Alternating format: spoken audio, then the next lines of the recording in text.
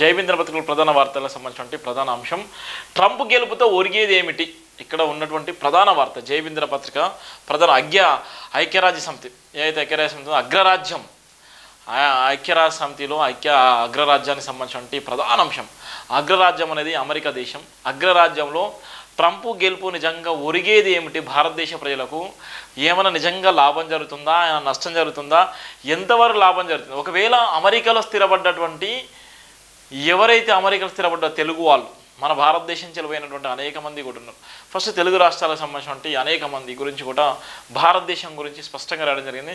ఒకవేళ ట్రంప్ గెలిస్తే ట్రంప్ ఇప్పటికే కుక్కతో గుండు కూడా చక్కగొస్తున్నట్టుగా ట్రంప్ కూడా అప్పుడప్పుడు ఆ విధంగా చేసేటువంటి నేపథ్యం ఉంది.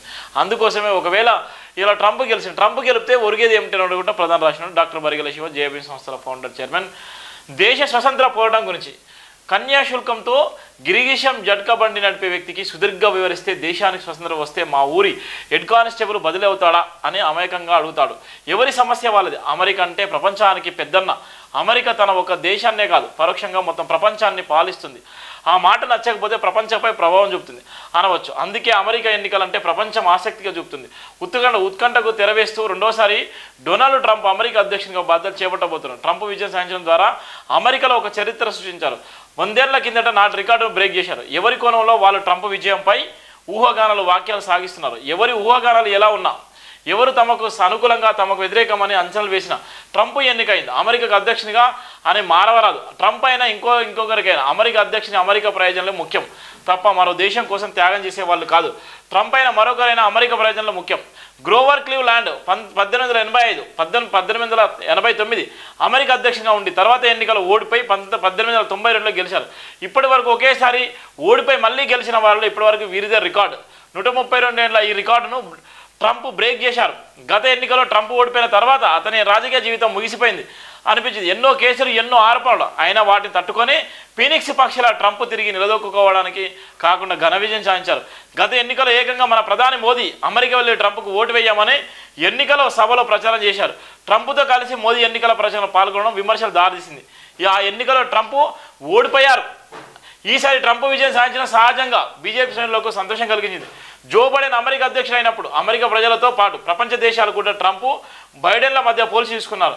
అమెరికా ప్రజలైన తెలంగాణ, ఆంధ్ర ప్రజలైన తమ పాలకులను గత పాలకులు పనితీరుతో పోల్చి చూసుకోవడం సహజం. ట్రంప్ బైడెన్ల మధ్య పోటీ అనగానే ట్రంప్ గెలుపు నల్లరి మీద నడకాలనిపించింది.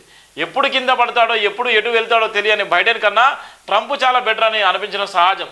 చివరి దశలో కమలా హారిస్ను రంగులు దించడంతో ఆమె మంచి పోటీచ్చారు. ట్రంప్ విజయం సాధించగానే H-1B వీసాల మంజూరుపై ప్రభావం ఎలా ఉంటుందని ఓ మధ్యతరగతి తండ్రి ప్రశ్న.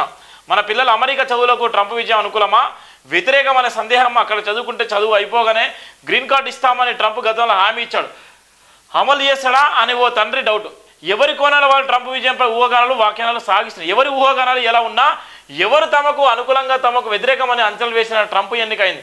అమెరికా అధ్యక్షునిగా మరవదు. ట్రంప్ అయినా ఇంకోనైనా అమెరికా అధ్యక్షుని అమెరికా ప్రయోజనాలు ముఖ్యం తప్ప మరో దేశం కోసం త్యాగం చేసే వాళ్ళు కాదని ఇలా చెప్తున్న నేపథ్యం ఉంది. ఒకవేళ ఓట్ల లెక్కింపులో ట్రంప్ ఏజెంట్ సాధించబోతున్న వార్తలు కూడా వస్తున్న నేపథ్యంలో ఇవాళ ఉన్నటువంటి అమెరికాలో ఉన్నటువంటి ఏదైతే గ్రీన్ కార్డు ఉందో, ఏదైతే ప్రధానంగా ఉన్నటువంటి నేపథ్యంలో దేశ ప్రధాని సైతం కూడా ట్రంప్ కోసం పోయి ప్రచారం చేసిన నేపథ్యం ఉంది. అమెరికాలో దేశ ప్రధాని, భారతదేశ ప్రధాని కూడా పోయి ట్రంప్ విజయం కోసం అమెరికాలో ప్రచారం చేసినటువంటి సందర్భం ఉంది. కానీ అప్పుడు ట్రంప్ ఓడిపోయిండు.